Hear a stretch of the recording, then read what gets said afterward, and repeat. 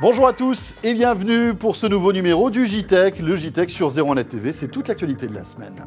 Et l'actualité cette semaine, c'est la voiture du futur et notamment une voiture sans chauffeur à la française. Objet connecté mais aussi le plus petit PC du monde, le géant des processeurs Intel innove, on en parle tout à l'heure. Enfin, Windows en pleine transformation, Microsoft pense déjà au futur de son système d'exploitation. Le JTech, c'est le best-of des vidéos de la semaine sur 01net TV, soyez les bienvenus.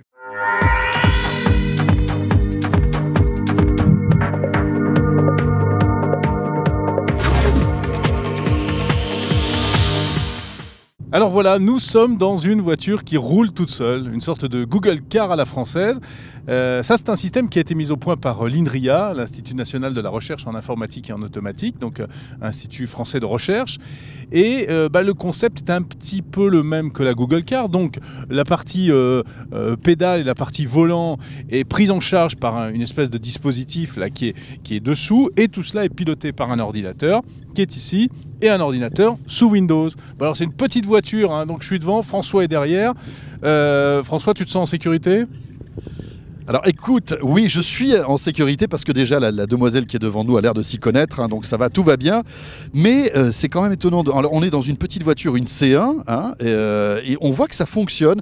Malgré tout, on se pose la question de savoir si ça marcherait véritablement dans des environnements un petit peu plus hostiles, hein, de la route, c'est-à-dire par exemple le périphérique parisien, ou alors si on devait traverser un village ou une ville. Donc, mais c'est étonnant, et il y a toujours ce côté un peu magique de regarder, de voir le volant qui tourne tout seul, la voiture qui accélère toute seule. Voilà, il nous tarde que ça arrive demain parce que l'idée c'est que demain on puisse avoir ça aussi dans notre voiture. Alors, je sais pas, peut-être dans 5 ans, dans 10 ans, mais ça arrivera sans doute un jour.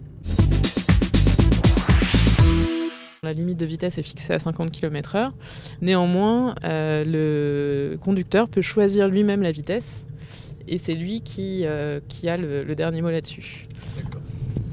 Alors voilà, et puis par ailleurs, on a aussi, il peut aussi prendre des décisions comme faire un arrêt d'urgence en actionnant le bouton stop, ou il peut prendre la décision de changer de voie pour doubler quelqu'un ou pour tourner par exemple. Et comment fonctionne le repérage ? Alors il y a des capteurs à l'extérieur du véhicule ? On a un système de localisation qui nous permet de savoir où on est très précisément, donc avec un GPS qu'on va fusionner avec les informations sur la vitesse ainsi que sur l'angle de braquage du véhicule. Donc ça nous permet d'avoir une précision centimétrique pour la localisation. Et on a également un système de détection de lignes de marquage grâce à la caméra qui est située juste ici. Après, à l'avant du véhicule et à l'arrière, on a des capteurs laser qui vont nous permettre de faire la détection des obstacles. Est-ce que c'est le même principe que la Google Car dont on a beaucoup parlé ? Alors, il y a des choses qui sont comparables. Néanmoins, ce qu'il faut savoir avec la Google Car, c'est qu'elle est équipée d'un capteur laser qui balaye sur 64 couches, qui permet de faire une cartographie 3D de l'environnement. Ce qui est très bien, mais néanmoins, c'est un capteur qui est très onéreux, puisqu'il coûte dans les 60 000 $. Bon, dans les virages, parfois, on sent que c'est un petit peu sec. Hein. On voit qu'on est encore dans un prototype, là. Hein. Oula. Bon ben voilà Jérôme, on peut le dire, nous avons fait un tour dans une voiture qui se conduit toute seule et la première chose c'est qu'on est toujours vivant. Voilà, ça c'est plutôt vrai. Positif. On l'a échappé belle. Bon, alors on le voit, c'est quand même encore un peu expérimental. Oui, bien hein. sûr, bien sûr. Ouais, bon, on va pas faire du French bashing, mais il y a peut-être encore un peu de travail là. Hein, Voilà, c'est vrai. Mais bon, écoute, ça a le mérite d'exister. Il y a encore, on va dire, un potentiel, hein, oui, il y a un potentiel de développement. Et on va peut-être commencer, Jérôme, avec une image étonnante d'un PC qu'on a découvert au CES de Las Vegas. Un truc rikiki, c'est assez étonnant. C'est une espèce de carte SD, mais qui est en fait un PC, c'est ça ? Voilà, regardez, c'est ça. C'est l'Intel Edison qui est juste là. Donc c'est l'Intel Edison, c'est une carte, mais basée sur nos processeurs Quark, donc toute dernière génération.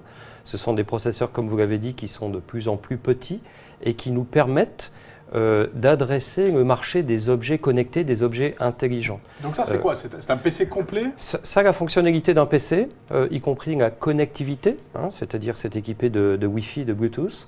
Vous pouvez mettre cette petite carte SD, un format d'une carte mémoire, celle que vous avez dans vos appareils photo, et ça comprend l'intelligence d'un PC d'il y a quelques années. la connectivité d'un PC d'il y a quelques années. Et on imagine beaucoup d'objets qui, grâce à cette carte Edison, pourront devenir intelligents, ça c'est la puissance du processeur, mais aussi connectés à travers du Wi-Fi, du Bluetooth. Et là, on laisse l'imagination à tous les geeks, tous les inventeurs, toutes les sociétés qui veulent développer des produits du quotidien, mettre de l'intelligence dans des produits du quotidien, de la connectivité dans les produits du quotidien, pour en faire de meilleurs produits.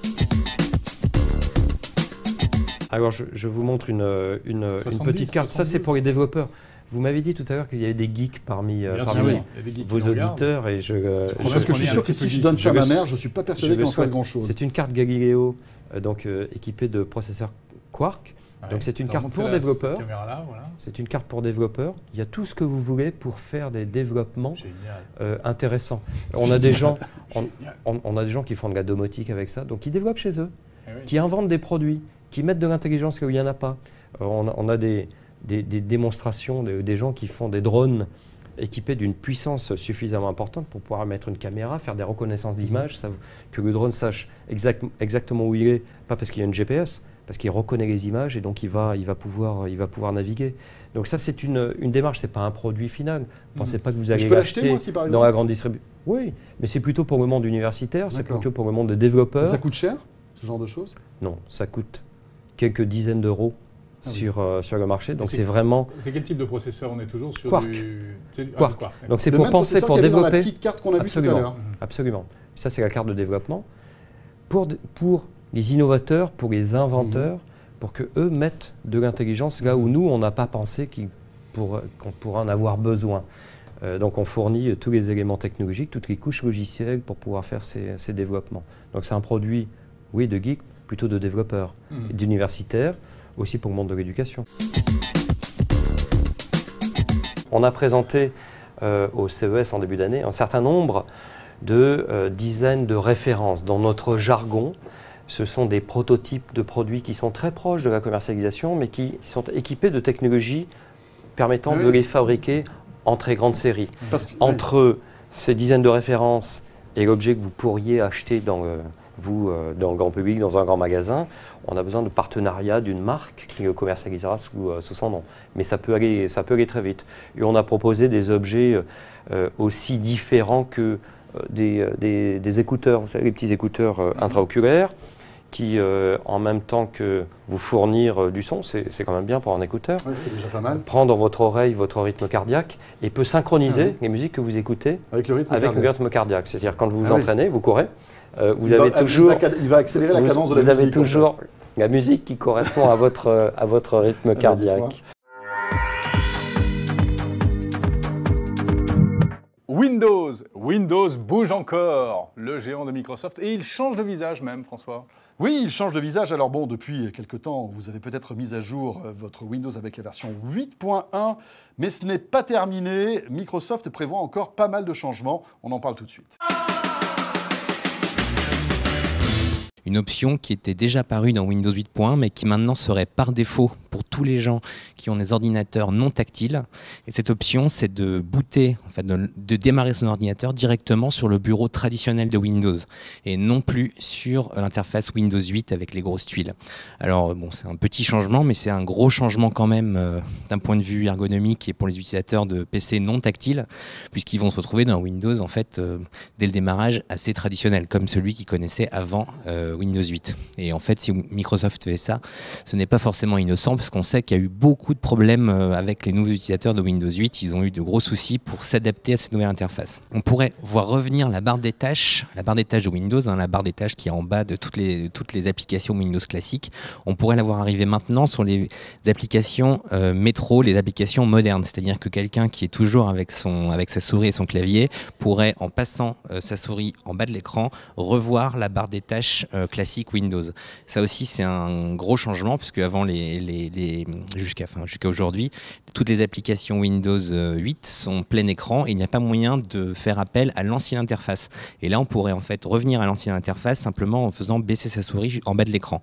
Ce qui fait que les interfaces se mixeraient mieux l'une avec l'autre et c'est un peu ce que demandent tous les utilisateurs de Windows 8 en ce moment.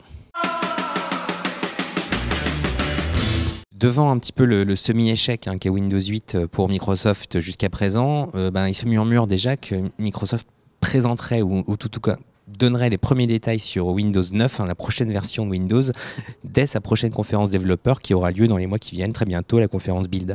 Et on sait que on ne sait pas grand-chose évidemment sur cette nouvelle version de Windows, on sait en tout cas qu'il y aurait, comme ce qu'on vient d'évoquer avec Windows 8.1 Update 1, une évolution et un rapprochement encore plus fort de ces deux interfaces, métro et classique. L'objectif pour Microsoft avec Windows 9 serait qu'on puisse utiliser son système d'exploitation sans avoir la sensation que l'on utilise deux systèmes différents, et ça va être son grand pari pour l'année prochaine, c'est-à-dire faire de Windows 9 en fait un seul et même OS et non pas deux OS séparés tels que en fait ceux qui utilisent Windows 8 aujourd'hui ont l'impression d'utiliser.